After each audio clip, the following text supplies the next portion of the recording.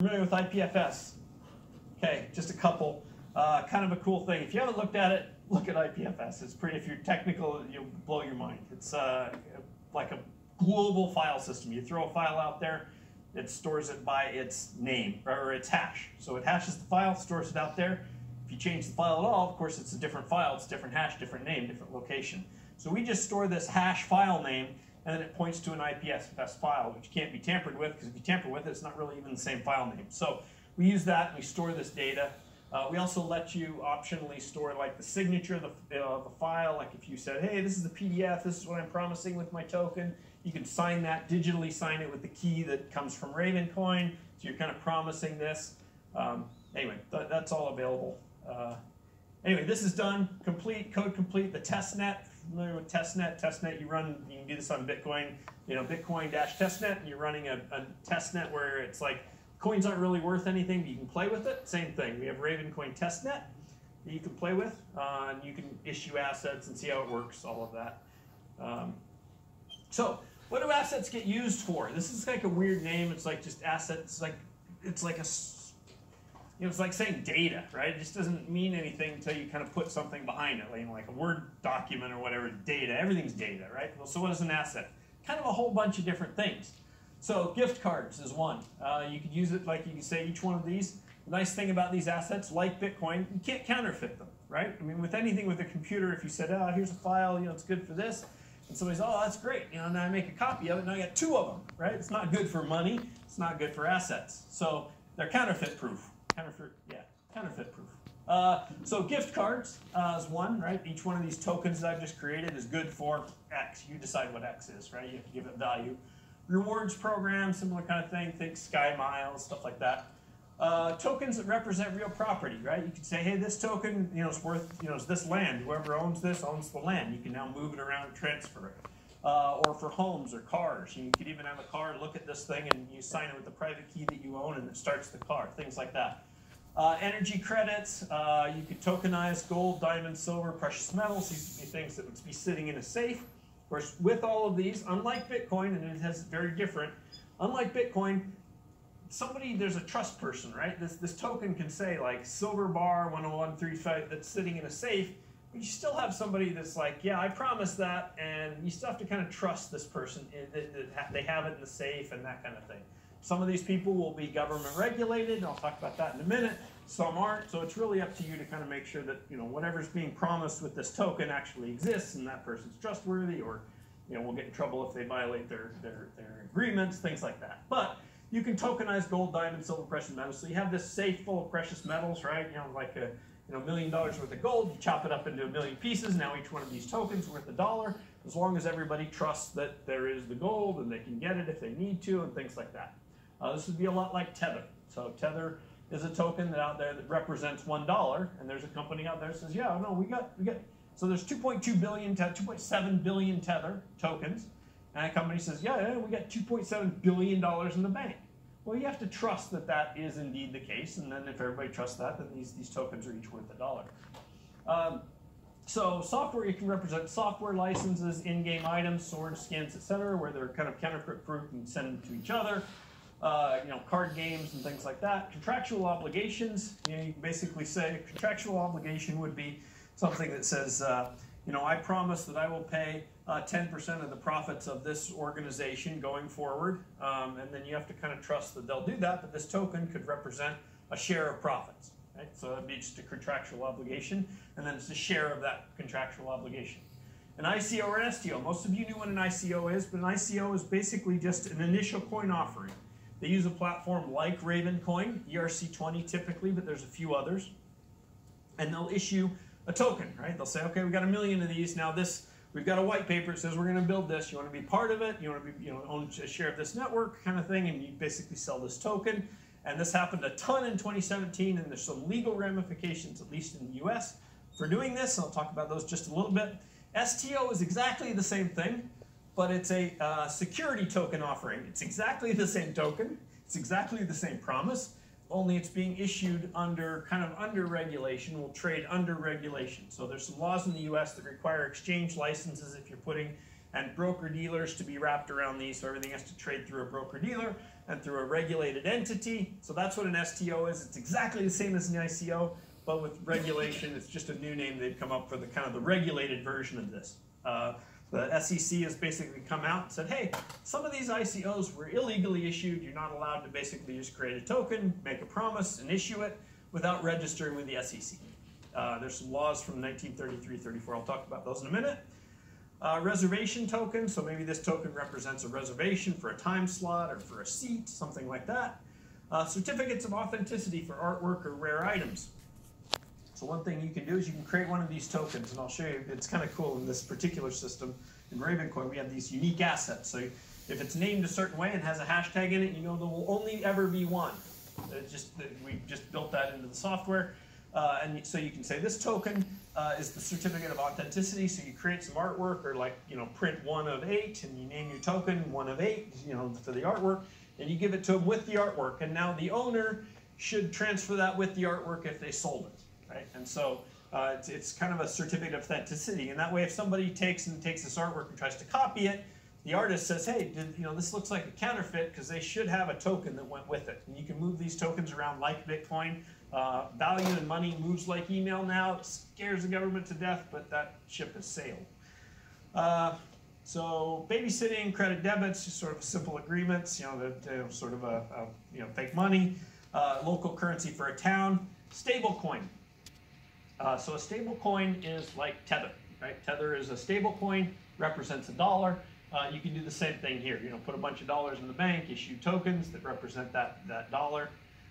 This would be really helpful for countries that you know, their money is not particularly stable. You know, you probably wouldn't want to tie this to the Argentinian peso, for example, but somebody in Argentina would love to have a token that basically continued to represent $1, because if they could trade that for however many Argentinian pesos that, you know, are worth today, that would be a huge, huge thing for them, because their money just keeps plummeting. A utility token. So utility token is a token that's just think of it like an arcade token, a Chuck E. Cheese token. It operates a website, right? You basically send it to the website to get, you know, credit for a month, or to, you know, operate a VPN for some length of time, or whatever it is, right? It's just it's a gift card, you know, prepaid gift card that operates this, and you can pre-sell those, right? You buy a bunch, you get them for 20% off, things like that. So, and you can't counterfeit them, but you can send them to people, give them out as gifts, things like that. It's just it's a token that's like a gift card, but kind of operates a website. Kickstarter placeholder token. So one of the rules that we have in the U.S., unfortunately, is we have these restrictions on being able to issue stock very easily. So we have this Kickstarter thing, which is great, except all you can really do is buy a product. You say, this is the awesomest product, I want to invest in this company. They can't do that legally without a lot of hurdles. I hope that those hurdles will change and get easier, but for right now, you just buy this product, right? You get the product, they promise to build it in 6 months, as long as they got a certain threshold of money, they say they can build it, that kind of thing. This adds one more level, which would be kind of cool, which is you buy this product, and then you have the thing, and then you say, ooh, this one does the same thing, I think I'll buy that instead, but now you have two that kind of do the same thing. You could sell the other one, right? It would have it a market. It would be like, hey, this token is good for this product that's going to come later, and then it can have its own market, and you can sell it on eBay or something like that. And then stocks. In the U.S., this is a little tricky, but stocks is just a portion of a company, equity in a company, potential dividends and rights and things like that. So you can tokenize stocks or tokenize those rights. This is the legal part of this. I'm kind of embroiled in this just because, with the ICO thing, you have all these people that issued these tokens that say, hey, we're going to build, we got this white paper, we're going to build this. The SEC, specifically in a couple of articles, Klayman and Hinman, the director and the deputy director of the SEC, have come out and said, hey, you guys can't do this thing, right? The tech is ahead of the legal. And you can't do this. This is illegal to be issuing these ICOs. You're not allowed to do this. And most of these things that we're seeing are basically just agreements, promises, white papers, and issuing of shares, of tokens, and that's illegal in the U.S. Because of laws that were written in 1933 and 34. So securities, it falls under the securities law, which are tokenized agreements, right? So you promise somebody, even on a spreadsheet, you say, hey, I promise to use shares. You have to register with the SEC. if you don't register with the SEC, there's a couple of exemptions that you can do. So these are some of the exemptions you can do now. So Reg D exemption is, hey, as long as you sell to somebody that makes $1 million, that has $1 million in asset, not including their primary residence, they should be rich enough that they can take a beating or whatever. I don't know what their logistics were, or why they chose that and why it was $1 million. It's kind of an arbitrary line. They said, you know, then you can sell to those people. Or they said, oh, Reg S. So these people are in Europe and are outside the U.S. and their feet aren't on U.S. soil. As soon as your feet are on U.S. soil, you're also subject to these laws. You can sell these people that are in Europe or Asia. You know, it's like, hey, the SEC says, hey, not our problem, right? So they're outside the U.S. You know, we're not regulating them. That's another exemption. Reg A plus is one that's fairly new. It's under the Jobs Act. Tier 1, Tier 2, and it's limited how much you can raise.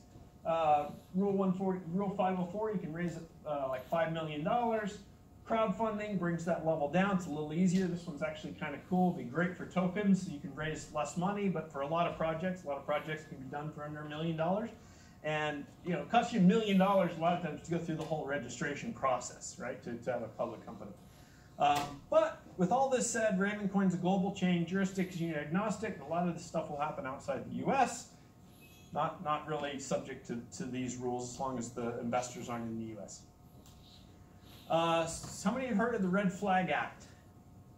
Yeah, this one's a little obscure. So this was in the UK when they had early cars, early vehicles. It was scaring the livestock. They're like, hey, this is bad. We need to make it so that when we're scaring the livestock, we're going through these intersections.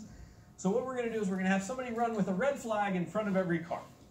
That was a law. That's a rule in the UK. They've since changed that rule, which is really good for car owners in the UK. But the SEC rules from 1933 may not be appropriate now that value moves like email. So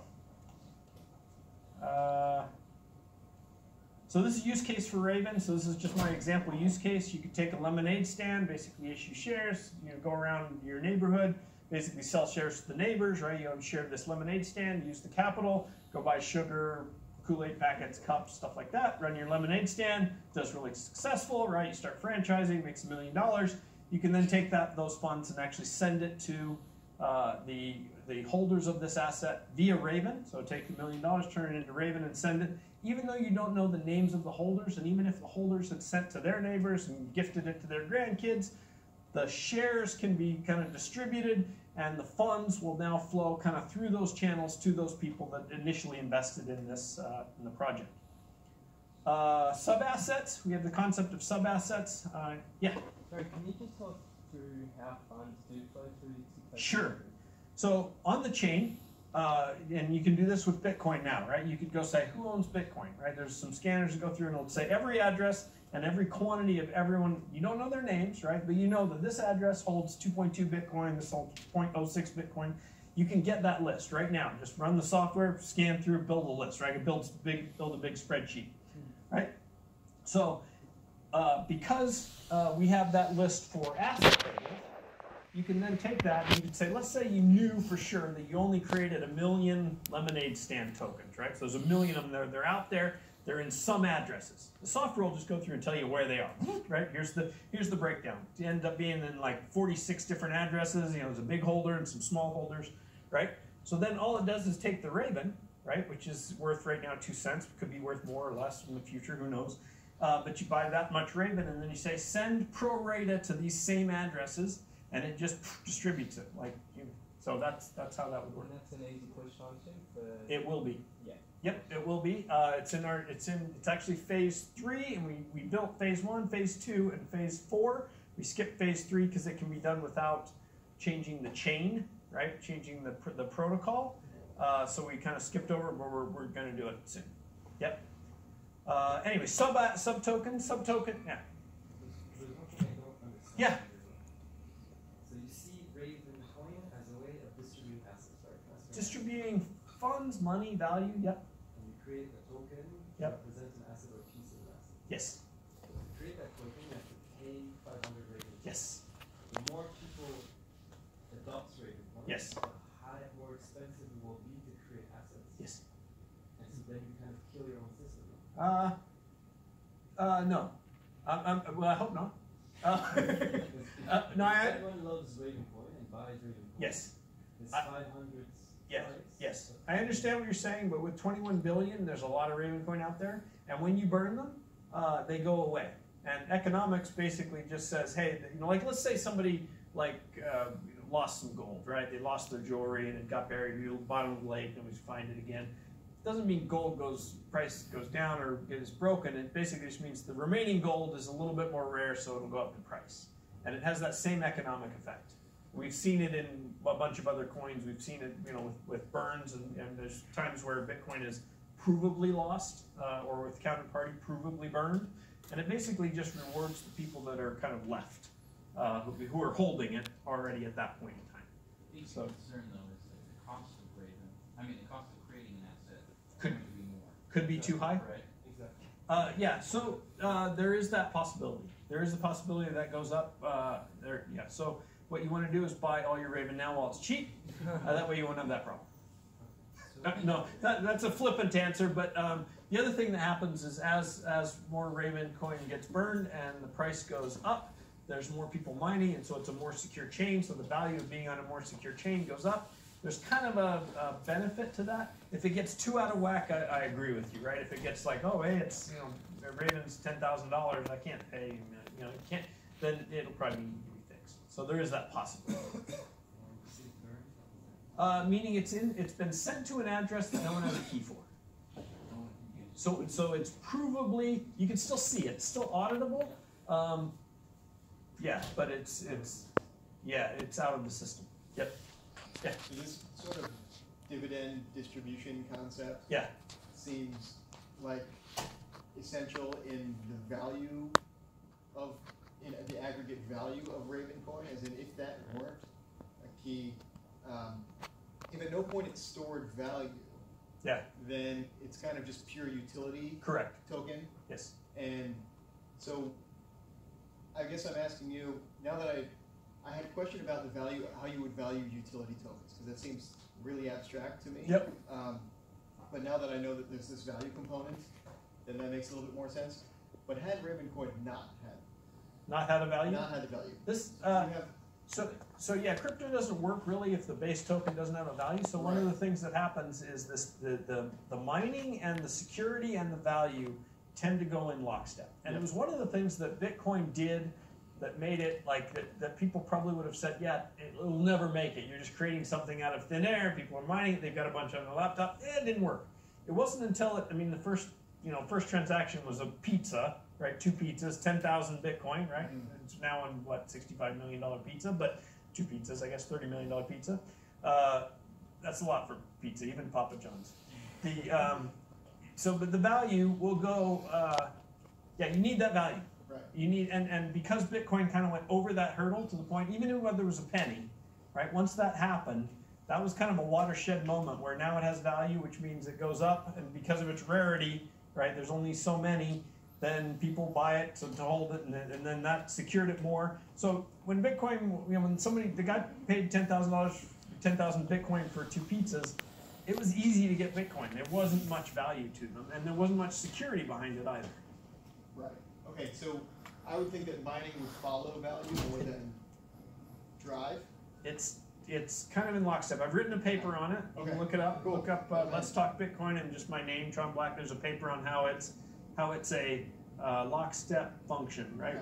Where if the value goes up too high, then you stop mining because value goes up too high. You want to mine because you want to be able to sell them, and so it kind of pushes the price down. And if the price gets too low, then you end up buying them instead of mining because it's cheaper. And so the two are kind of linked in a soft way, though, and kind of So building off of Romain's question here, so we have assets coming off of Ravencoin. So when I release a new asset, it's gonna establish its new market and be traded separately. So it has its own value versus Ravencoin. Correct, and it may or may not have a value. That's really not. It's not guaranteed to have a value. It's guaranteed that you'll have the tokens. It's guaranteed that they're counterfeit-proof or can't be reissued. It's guaranteed that you're the only one who has that name, but it's not guaranteed that they have a value, right? So it's up to the issuer And to. how does it link back to Ravencoin? Does it float with Ravencoin's value? Or It does not, right? The token that you create is just a token. And so it has some properties, like having its own name, some quantity, whether it's divisible or not, kind of counterfeit-proof ability to move them, send them to anywhere in the world. But that's it. And now it's up to you or to the issuer to say, hey, it's got value because, fill in the blank, right? It's because I'll redeem them for $1 because, you know, and how does somebody trust you? Maybe, maybe not. May not be worth $1 if you just say it's worth $1. So all of that is kind of outside the system. So just because you create $1 million something doesn't mean, you know, you just create $1 million out of thin air. So it's really up to you to create the value for them. What we're doing is creating a system to move money or value that you've created, but be able to send it to anyone, anywhere, globally, and in seconds. And that's the utility part of Ravencoin. So why create Ravencoin in the first place? You could have set the price of another currency or Sure. something else. Yeah. The whole purpose of this is the asset. Yes. So we need the mining. We need that that virtuous circle of mining and the security. Without that, it is possible to do it on top of another coin. Those do exist. So that's Counterparty, Open Assets, and Omni exist already using Bitcoins. And some of the stuff that we did was modeled after Counterparty and these other tokens. You know, just the technology is definitely modeled after those. Yeah. Then why not just use smart contracts? Why not use something like Ethereum? So that's an option, right? That's the alternative. So I would argue that the advantage of this over smart contracts is just the confusing part of smart contracts. Smart contracts work, ERC20 tokens work, but I don't know, if you bought any or stored any, they're confusing to use. It's not the same as like, click, I want this name. I mean, I'll show you at the end of this. It's like name, quantity, done, I've got it. And then our plan is 6 platforms, Windows, Mac, Linux, iOS, Android, and web, to be able to have just an easy way on any platform to move these things around.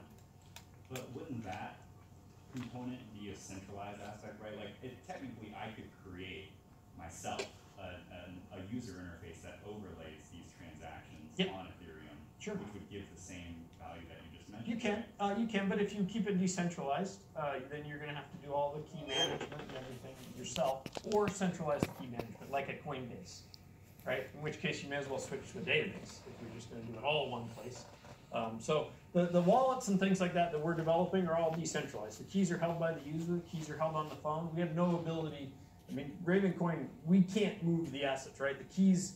This is not a website where, you know, or a phone app where we have access to the keys and it's some centralized database that's moving stuff around. The keys that sign the transactions are on the phone, on the Android, on the Linux desktop. So that's you know, like ERC20. I'm not saying ERC20 is different. I would say we're like ERC20 and easier to use. Easier to use for everybody. Well, so I'm thinking, okay, so one of the things you mentioned earlier about Ethereum is that, you know, with the whole ICO craze and people just launching those ICOs, many of which are scams, right? Don't you think that the easier use would lead to more scams? It might, yes. We can't stop scams. We have no intention of stopping scams. The SEC is trying to stop scams. They may or may not be able to do that. I think the technology is outpacing them. But you know, a government-regulated entity that says, hey, if you sell something for dollars and trade a token for it, that is illegal to do in the U.S. unless you're operating under one of those exemptions. They are trying to stop scams. They're going to be woefully technology's outpacing them a little bit. One of the downsides of ERC20 is that you can name the token the same thing as somebody else's token. And so an average user can think they're buying Apple stock when they're really buying somebody else's token that they created. And the only differentiation between the two is the ID of the contract ID. And so that's confusing for a lot of users. So when you have it where the name is unique, that'll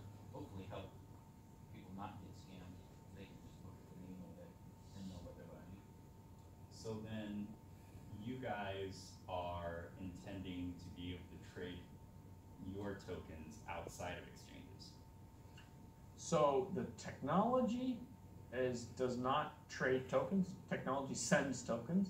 If someone builds a decentralized exchange around Ravencoin, we don't stop it. We're an open source protocol, and someone can use the protocol to trade tokens. There is the ability to do atomic swaps, which is the ability to swap an asset for an asset in the same transaction so that it either settles or doesn't settle. So it's atomic. Both sides sign their aspect, and then it settles atomically. That's possible, even for Raven for an asset for Raven, that kind of thing. Those atomic swaps are capable, which means a decentralized exchange could operate, and use that technology. Okay. Decentralized one could too. Yeah, I'm just thinking for your scenario, right? Like I think the everyday use case of ERC20 tokens, at least how they're traded, they're mainly transacted through exchanges, and so it's kind of the responsibility of the exchange to make sure that they have the right contract address. Yes. I haven't really heard of any situations where the exchanges actually use the wrong contract address or a fraudulent one. Sure. So it sounds like. But that also then says, hey, everything has to go through a centralized exchange where a human's kind of saying, yeah, this is the right one that represents this. And that's not the case on the ICO pre-sale, where people are just buying these tokens. They have to look at that contract ID because it's not on an exchange yet. It doesn't have any value yet because they're just taking off the project. It's not listed anywhere. Gotcha. Okay. Yeah, I see. Okay. So phase 3 dividends rewards, we talked about that, just turning your profits in, sending it out to holders. So that part's not done yet. Phase 4, which is complete, which is the same thing. You create a token, but there's only one of them. This is better for in-game assets, like a gaming asset or something that represents a counterfeit proof. There's possibility wine gets counterfeited. And so, having the token that goes with the wine bottle, so if you sold it to someone else, they know it's the real thing, things like that. This one's also complete, so this one will activate somewhere in the first week of November. Messaging, so this is a big deal. This is one that ERC20 won't have. You could build something on top of it or around it if you could, but it's probably not going to be actually in the clients itself. So this is the ability you create a token, you issue it, you send it out to your users. And then you say, hey, I need to ask them something. I want them to vote. I want to tell them something about this token. Tell them we're switching tokens. Tell them something. You'll be able to send a message to those, and we hope to have that in all 6 platforms. This ability for this message to show up. The only person who'll be able to send the message was the original issuer or anybody that the original issuer designates. So you can know, but not everybody can talk to your asset holders. So we think this is going to be important. Yeah. What's the mechanism of distributing it? Yeah, so the mechanism for distributing it, we don't want to clog up the chain itself with data, so it'll actually be a hash that goes in the chain, and then it'll be IPFS that actually holds the message, and then only specific messages that'll be text and things like that. So we don't want to be able to, but also don't want to let people shove some horrible message in front of anybody, right? So we don't want any graphic or things like that. So there'll be some restrictions on purpose just to kind of keep it text and things like that. So that's, we're still working on kind of the details of this. So we have a thing called, it's been kind of talked about but not published, the CAW protocol, right, going along with the Raven thing, will be published and kind of show how it works and things like that. We also will work on, IPFS is a global kind of a file system, but you also have to pin the messages. You have to keep them on a drive. And so we'll have a kind of a background process that kind of does that so we don't lose Raven messages. Voting is basically like a token that gets, like you would create a token and send it out to all your holders, but then they can send it to different addresses to kind of signal what they want.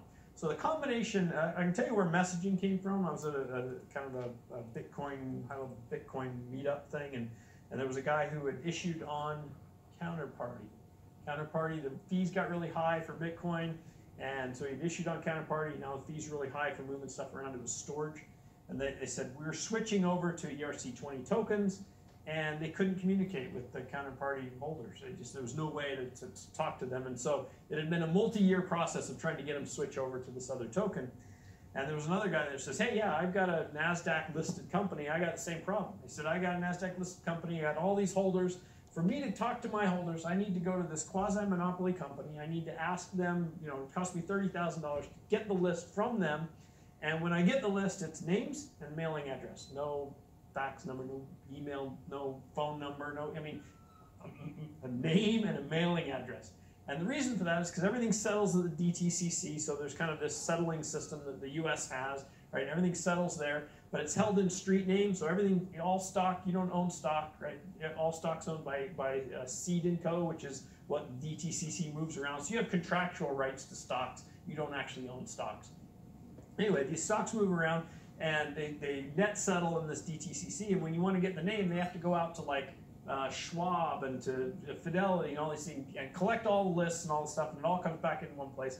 And then you, as the business owner, get to pay, basically physically mail paper, this day and age, out to the holders and say, here's a voting thing, please vote, that kind of stuff. Kind of crazy. So we built in messaging, we built in voting, or building in voting. So these will be things that will help the platform be used for additional, hopefully, like equity type things. Phase 7, we want to make it more compatible, so this is so it kind of can plug into exchanges and plug into the kind of the existing infrastructure, both for ERC20 and into Bitcoin D type infrastructure for being able to plug into exchanges and decentralized exchanges. So we're going to make it easier so that your token can look like Bitcoin, or your token can look like an ERC20 to these other infrastructure. So if you get to the level where you do want to trade it, that you can have them kind of plug it in and make it easier. So this is our goal. This is a kind of big, audacious goal. We want cross-platform, Windows, Mac, Linux, iOS, Android, and web. So they kind of cross the platform. And that's we have a lot of these, but for Raven now and assets somewhat in the Windows, Mac, and Linux, we already have assets. That's already written and will be activated next month. For iOS and Android, we're working on adding those assets now, and we'll be adding kind of a web component in the future. To buy Ravencoin, so Binance was added to this list quite literally yesterday. Yesterday morning, we got the tweet. It activated today. It's now tradable on Binance, one of the bigger trading venues out there. So this slide is now out of date, but these are kind of some of the places you can get it. Again, this slide deck will be available if you want to grab it. So this is kind of what it looks like now when you activate assets. So this icon right here, we were just kind of pumping test data through. This icon says you are the owner of this. As the owner of the token, as the owner and issuer, you're the one that gets to send messages. If it's reissuable, you can change the metadata. If it's reissuable, you can change the units. If it's reissuable, you can change the number, the quantity.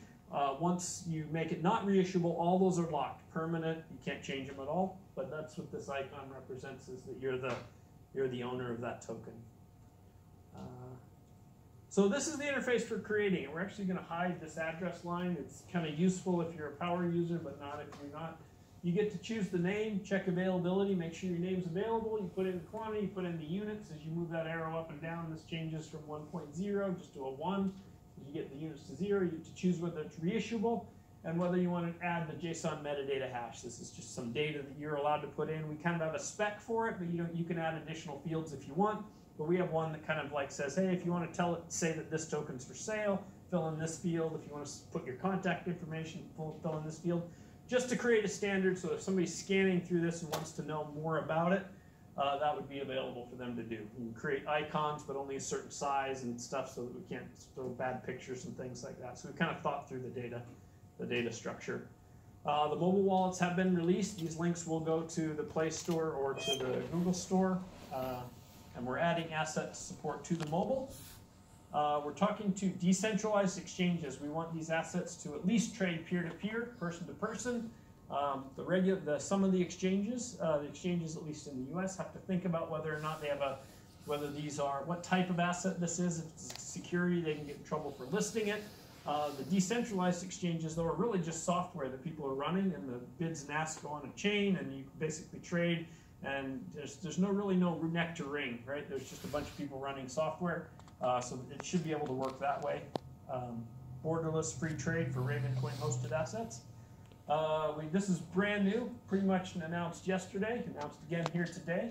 So there's a bug bounty. So if you're a programmer and you want to earn some Raven, you get 100,000 Raven per bug. Certain types of bugs, so consensus bug, chain splitting bugs. Look at the code. Figure out if there's problems. We're doing this for a couple of reasons. One, it's all new code. It needs to be tested, vetted. So we hope to kind of work out all the bugs and kinks before somebody puts, you know, $1 billion worth of gold or something on it. We want to make sure it's secure. And that's it. This is the barcode if you want to scan it, if you want the presentation. And then, I don't know how we are on time. We're out. We're out of time? Holy cow. We have a flight, so. If you have a couple questions, I can answer a couple. Yeah. Do you guys envision staying with proof of work indefinitely? Don't know. That's a tough one to answer. For now, yeah. Yeah. There's no definite plans to change. I know it has, you know, kind of resource ramifications. But for now, it's going to be yeah. Yeah. I think I had a similar question. Yeah. Like your objective with this project is building this platform. Yeah. It will be adopted, and then the firm will become crazy rich because they're holding lots of great ones. The reason Very why good way to put it. So it was we launched it just like Bitcoin. We didn't like create Raven for ourselves to own, so we had to mine our own or buy it. So that's what we're doing to try to recoup the cost of development, is buying Raven or mining it that we can then hold, and as the price goes up, we'll be able to recoup our costs of the development process. So you're trying to establish this standard, this system, this framework, and hopefully one day your Ravencoin will be more valuable than theirs. Yeah. No. Yeah. I mean, we get paid by ventures, so I mean I don't think it's a, you know, like a get rich quick kind of scheme. So it's investing basically. It's investing in this platform, has some ideas and things of how the platform can be used. But it's also supposed to be beyond that, right? So that anybody can use the platform. We're intentionally making it like fully open source. Like even our, you know, mistakes and commits and all that stuff are all public. The GitHub's public. You know, you can see the code at any time, see what's coming. Yeah, it's all available. And honestly, I mean we don't advertise it much, and for a couple of reasons. One, we're not really a marketing department or anything. We're just developers. And two, if you start doing promotion, things like that, you start getting into weird SEC laws and things like that. So we're just like, hey, it's the code. The code is the code. Anybody can use it. That's pretty much it. So you won't see, you're not going to see a bunch of advertisements. You're going to see a lot of promotion for it. You're going to see basically talking about it and saying, if you're interested in it, build on top of it. Here's the tools. As people create more tools, we'll publish those, make them available, so it becomes a valuable platform. Like Bitcoin, it has a similar model that, you know, maybe wasn't created with the idea of getting super rich, but more creating a platform to create assets. So, yeah. Have you spoken with any asset holders or providers about using the Ravencoin platform yet, or? We've talked to a few different people. They're just kind of contacting us. I mean, they don't have to contact us. They can use it without our permission. But we have talked to people that have said, hey, you know what, could I build a game on this? Could I build, you know, could I tokenize this, And yeah, definitely. We've got one specifically that's been announced. So this is public information. There's a company called VinX that's looking at this as a platform. They do tokenized wine futures. So the ability to buy wine futures. So I want the Merlot from this you know, region or from this winery, Merlot 2020, and it's